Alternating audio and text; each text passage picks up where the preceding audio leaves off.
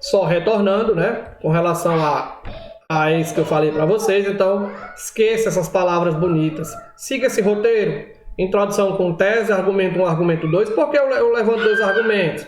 Porque o meu texto só tem 30 linhas, galera. Eu posso levantar 3? Pode, mas já fica o texto exprimido, né? Para você falar de 3 argumentos. 2 é o suficiente. 2 dá para você desenvolver muito bem. Um texto de 30 linhas. Mas se eu tiver só um, não tem problema. Se esse só um for desenvolvido completamente, também não tem nenhum problema. Tá bom? Então, se você seguir tese, mais argumento, que é o encaminhamento argumentativo, desenvolvimento desses argumentos lá no desenvolvimento da redação, conclusão com os 5 agentes, não tem erro. Eu garanto a você que, dependendo dos seus poucos erros, eu garanto isso aqui, ó. Se você compreendeu o tema da redação bem direitinho, se seus argumentos são argumentos plausíveis, eu garanto pelo menos, no mínimo, 720. Que já está bem acima da média. Porque a média, né, vocês sabem, infelizmente, é 600 pontos, 500 pontos. Pronto. Tá bom? Vamos adiante. Então, conheça os critérios da correção de sua redação. Pessoal, eu comecei a aula passada, né? Eu falei sobre essa competência 1 aqui, ó. Que está mais voltada para as questões gramaticais, né? As questões mais voltadas para a gramática do texto. Hoje, como vocês já devem ter percebido, nossa aula se deu toda em cima de quê? De argumentos. Toda em cima de como construir argumentos, como ler o texto,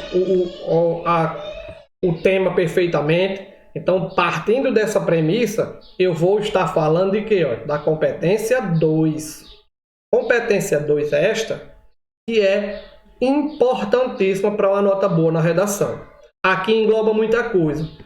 Vai desde o texto dissertativo argumentativo aos conhecimentos socioculturais, não é? A questão sociocultural e o entendimento do tema. Isso vai tudo dentro dessa competência 2. Se você tem uma ideia, como essa competência 2 ela tem um peso. Tem um peso tanto que eu falei, eu não sei se vocês vão lembrar, né? Quando estiver assistindo a aula. Eu falei agora há pouco sobre a questão do tangenciamento. Textos que tangenciam. Textos que não vão atingir o recorte temático 100%. Pronto. Então, às vezes eu tenho uma escrita ótima na competência 1. Eu tenho argumentos ótimos na competência 3. Opa! Eu tenho mecanismos linguísticos ótimos na competência 4 e eu tenho uma proposta de redação ótima. Só que aí eu tangenciei aqui, cara. Quando eu tangencio aqui, quando eu não toco no recorte temático, isso aqui tudo meu vai ser o quê?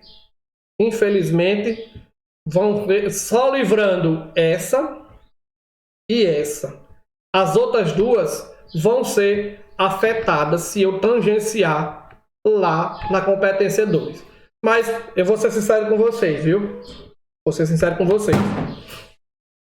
Nunca encontrei um texto tangenciado que ele seja bom de defesa de ponto de vista e tenha uma proposta boa. Porque geralmente quem tangencia o texto é aquele cara que não compreendeu a proposta de redação. E se ele não compreender a proposta de redação, fatidicamente, né?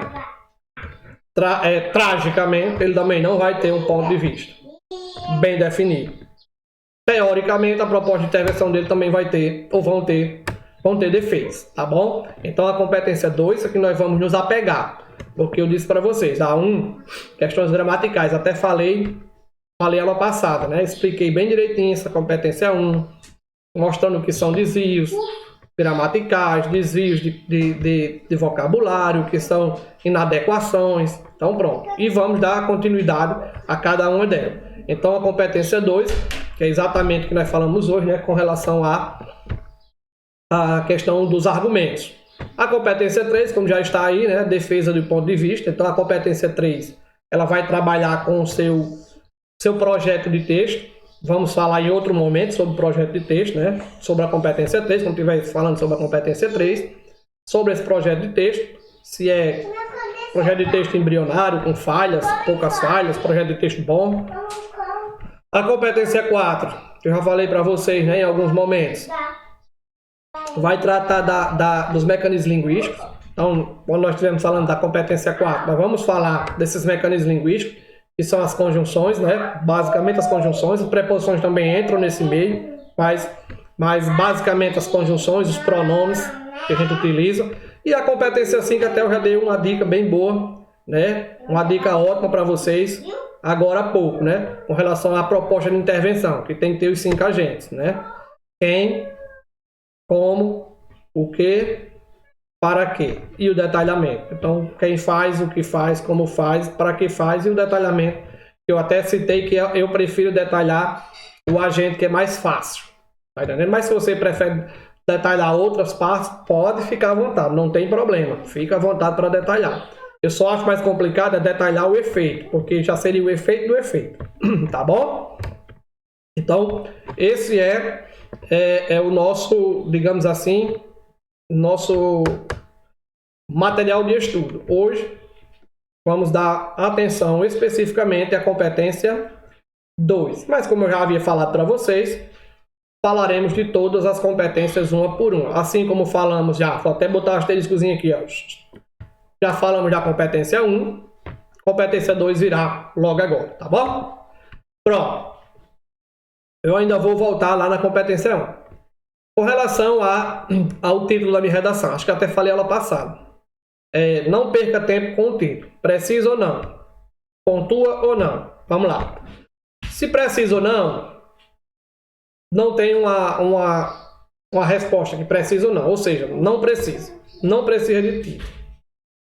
Então, professor, não precisa, mas se eu botar, eu vou estar sendo punido? Não, não vai estar sendo punido também. Então, o título ele só serve o título. Tá até aqui. Pontua ou não? Quem tem título tem mais ponto, quem não tem, não tem? Não. O título ele só serve, a única função do título é para contagem de linhas, que o título já começa como a primeira linha do seu texto. Então, não é preciso. Mas se você for fazer, né, é só assistir a aula passada que eu dei todo um encaminhamento de como botar esse título. Então, se você prefere botar o título, eu prefiro, bem, né, escrevendo qualquer texto, eu prefiro que bote um título, mas isso não vai dizer que sua nota vai ser melhor ou pior porque você botou o título ou deixou de botar, até porque não pontua, né, ela só serve para contagem de linhas. Então, essa é a questão do título. Bota ou não?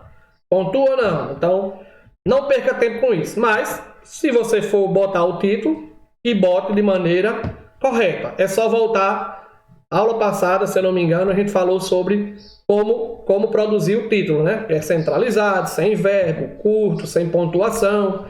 Tá lá todos os direcionamentos. Não vou me prender aqui porque vocês é quem deve ir buscar esse conhecimento, até porque já foi dado, tá bom? Faça a redação no início do tempo da prova. Pessoal, por que eu boto essa redação no início do tempo da prova? Pessoal, eu boto no início porque digamos que você está lá no finalzinho da prova, faltando só 30 minutos e ainda falta a redação. Fazer e passar limpo. Dá tempo? Não dá tempo. Então, eu botei esse parágrafo aqui, mas só passe a limpo no final da prova.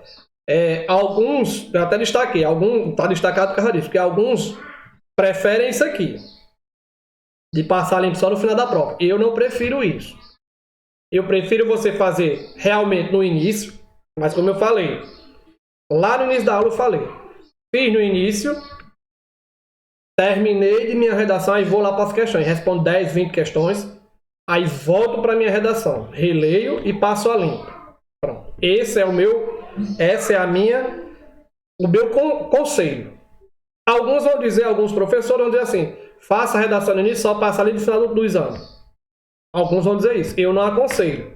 Porque às vezes você vai deixar para o final e para passar limpo, é o tempo acabando, é o fiscal no seu pé e você aperreado, às vezes erra coisas que não deveria pela pressão. Então, faça como vocês quiserem. Esse é a minha opinião, né? O meu conselho. Faça no início, terminou de fazer a redação, responda umas questões e depois volte para a redação, releia, corrija quem corrigir e passe a limpo. Depois guarde ali e caia nas questões de corpo e alma, tá bom? E pratique sua produção textual e busque um modelo com que se dê melhor. Pessoal, praticar é o que vocês fazem, né? Ou pelo menos deveria, alguns não estão fazendo, né? Que é praticar comigo. Todo santo dia, toda santa semana, desculpe, vai um tema para vocês.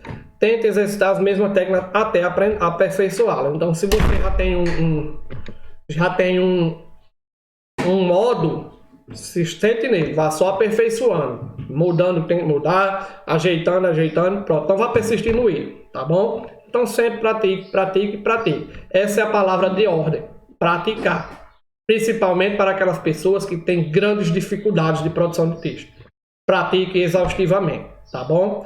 É exaustivamente mesmo, ok? Em vez de fazer muitas redações por semana, procure reescrever as redações feitas. Ou seja, quando a correção chega, eu sei que talvez você não tenha tempo, mas se você tiver, a correção chegou com alguns erros, procure refazer aquela mesma redação, corrigindo aqueles erros para ver se dá certo. Muitas vezes dá certo, porque se você às vezes nem lê, nem observa os erros e parte já para outra, aí vai acumulando esses erros, acumulando, e chega um momento que você não praticou muito, mas cometendo os mesmos erros, não teve essa prática de melhorar os erros, tá bom? E troque textos. Busque um amigo, um monitor, um professor, né, para corrigir suas redações. Não necessariamente só eu. Então você pode pedir tem um amigo, tem um tio que é professor, pedir para ele dar uma lidazinha. Tem um amigo meu que ele é bom só em questão de texto. Peça para ele ler, para ele dar a opinião dele. O bom é você escutar isso aqui, ó. A opinião sobre o que escreveu. Independente de ser especificamente só de uma pessoa. Que bom que tenha várias opiniões, tá bom? Pode perturbar mesmo. E esses 5 passos eu vou deixar para que a gente retome na próxima aula, tá bom? Hoje paramos por aqui. Espero ter sanado algumas dúvidas de vocês. Cheiro no coração, fiquem com Deus e até a próxima, se Deus quiser.